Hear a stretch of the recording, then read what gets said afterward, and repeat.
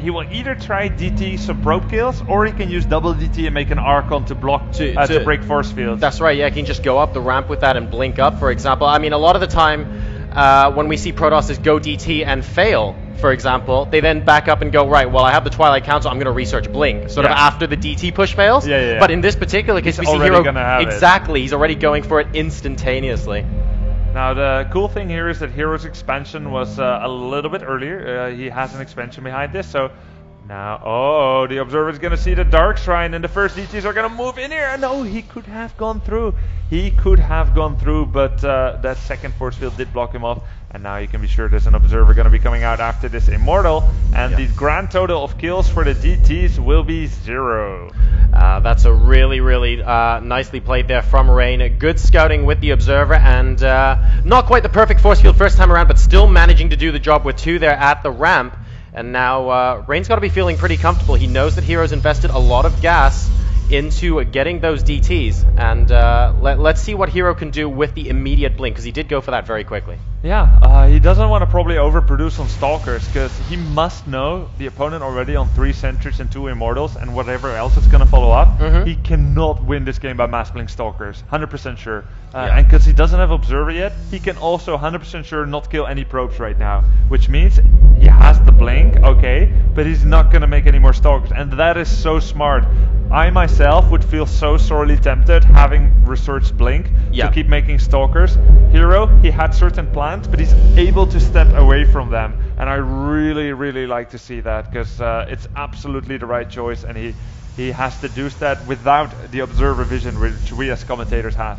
Yes, exactly. So, no, you're completely right. I mean, he's gone the DTs. The DTs didn't really work. He tried to go for the Blink Stalkers, recognized that mass Blink Stalkers will probably not win him the game here, and it's like he's having his plans slowly ruled out one by one, and it takes such strength to go, well, actually, no, this just isn't going to work, I'm going to try something else. So both players are going to go into the robotics bay at the moment, going to try and head into the late game. They're around about the same time. We have a Forge now on the way for SKT1's Rain as well. Yeah, and this is kind of how Rain beats his opponents. He just deconstructs them. Everything you try, he tries to make it not work. And it sounds kind of logical, I suppose, but really, it's just the hallmark of Rain's play. Oh wow, that was so sick. Hero moving that Observer away so quickly indeed, and Rain reacting not quite in time to kill it off, and Hero's going to see if he can find another spot to attempt to blink up just a little bit later and get some damage done in the main base. But for now, Rain, he's just completely unharassable, man. Yep, he's unassailable, impenetrable, impregnable, indomitable. Rain. He's on 47 probes, a little bit more than his adversary CJ.herO, and I was actually surprised that Hero warped in those Stalkers after I was praising him for staying on 4. He went up to 9, since obviously they're not doing anything except maybe containment. Yeah, it could be as part of like a larger army composition later, but when you're moving out with no fewer than 3 Immortals, I'm not sure how much containment he's going to be able to do here. Is he going to try to hold the Watch Tower, pick off a couple of units? No, he's just going to blink away. So he killed 1 sentry, took some damage, but it's not really a containment, is it? No. If you can just move out whenever you want to, sure, a sentry was lost, but those additional Stalkers basically haven't done anything extra yet, as far as Hero's concerned. So let's see what the Hero's game plan is going to be here. He has 2 robotics, but he's not really using them. Okay, there we go. So he made a War Prism, and now he's making double robotics. Yeah. And he's getting a 3rd, so lots of elements to his play here. We can't really one-dimensionally explain what he's doing right now. He's not going to go for something like a timing. Yeah. The War Prism is part of his plan, as are the Blink Stalkers, as is getting all those Colossi. Almost killed 1. Lost 1 Stalker, but pretty good damage on that Colossus. And, well, where's the War Prism? He's just staying here with the Prism. And there we go, picking up a couple of Zealots. Maybe something else as well. No, it looks like he's just going to be flying out at this time. Both sides going a double Colossus now, so we do have double Robo on both sides of the map. And it looks like we're going to be seeing a decent amount of endgame laser beamage in this PvP. We have got upgrades on the way as well for both players, but I think Heroes is slightly faster. Yeah, not too much faster, though. It's like that's a really small window, and it's so hard to recognize that it's there as well, like when you're not observing and you're just playing. Yeah. So it might not make too much of a difference in the long term. Yep. And well, for now, there is several elements to Hero's play. He might be thinking of doing a drop in the main base, maybe going with Blink Stalkers for another place, and then the rest of his army for a third. But it's so risky to attack in here, especially once charge finishes. You can't come close to the opponent anymore without losing something on your way back. Like if you want to run away and charge zealots keep chasing you, you can end up losing some units. So it becomes more and more scary to attack without actually meaning it. Only attack if you truly mean it. And interesting stuff coming out here from Hero. He is adding an additional 7 gateways, Grubby. Whoa. And is that gravitic boosters I see? Gravitic drive, rather, for Warp Prism by the looks of things? Yep, it is a gravitic drive. So he's going to be able to warp in 8 tons more. of stuff. Oh, wow. So he might be looking to do like this massive bust in the main base, drop like Templar 2 Archives. to 4 zealots, and then drop like 10 zealots in the main, or like warp in 10 zealots, and then attack in a different place. Yeah, there's going to be a potentially huge timing coming out of here. Rain, though, in the meantime, is adding 7 gateways of his own. So these guys are thinking along the same lines here. The Templar Archives are actually almost identical as well, with Rain's being very, very slightly quicker. Hey, now when you see that, right, like people adding 7 gates at once, I almost start thinking that they're the type of 2 players who talk together. Like they talk strategy, or they've been following the same metagame, because I don't think it's a coincidence that they're both adding 7. I don't really have set numbers in my head yet for how many gates I should add at this point in the game in PvP, but it looks like they do, so that's pretty cool to see.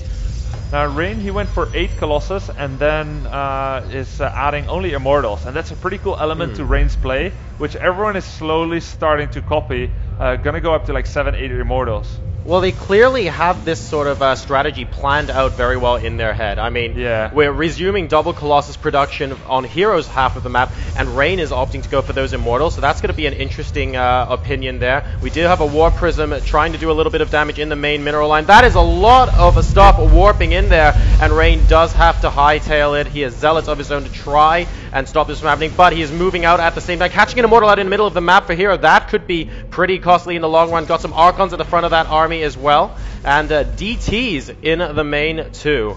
Yeah, of course the Dark Shrine is still on the map for Hero, so army-wise, Rain has so much more, almost double, and he's just parading down these bases. Not killing that Nexus yet, but kill a lot of probes, gonna kill this natural base here, but there is a 4th for Hero, which isn't mining yet. In the meantime, the main base is being I shouldn't say decimated, it's being killed here by Hero. Everything is gonna be lost here for Rain, but he's going to continue to have the stronger army for a long time to come, because Hero effectively not mining right now, and Rain is mining from 2 bases, so this is looking rather positive for Rain.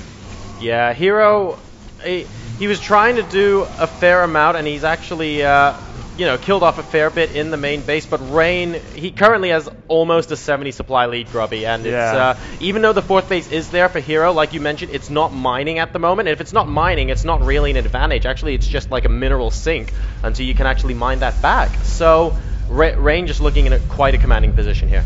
Yeah, and you know what I was saying about when the charge has been researched for the opponent, it's very scary to attack without meaning it. That's exactly what happened. He had this force which wasn't quite swell to its maximum size yet, and Rain with charge chased, and I saw at least 1 Colossus dying, and probably more stuff died. And suddenly Hero had an army that could not possibly beat Rain anymore in a direct confrontation. Especially when you have that much of a robo army as well. If you just lose that 1 or 2 colossi, like that can be so unbelievably costly, because like for example 9 versus 7 colossi, it's not actually like someone survives with 2 colossi. It's usually the case that someone survives with a lot more than that. It starts snowballing, so you have to be super careful when it happens. Yeah, that's very true. And the latest Protoss sensation, Rain, real stuff, it looks like he's holding up to the expectations that are on him in this tournament, as he is poised at a 1-1 score now, looking so far in the lead of Hero, and I don't see any way for Hero to wrest control of this game back from Rain here, really.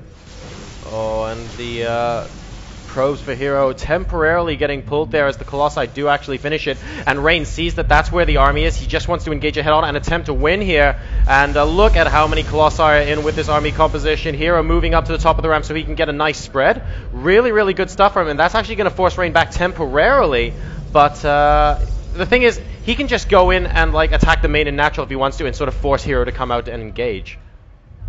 Yeah, that is true, and that's what he's doing, trying to do at least with those Zealots and Archons, but lo and behold, there's about 4 Archons saved up there, so they're gonna stop that dead in its tracks. The problems remain. Rain, he's so smart with maneuvering, using that, pulling the army back, and he's using that to kill the only properly mining base here for Hero. He always does this in every match. Oh my god.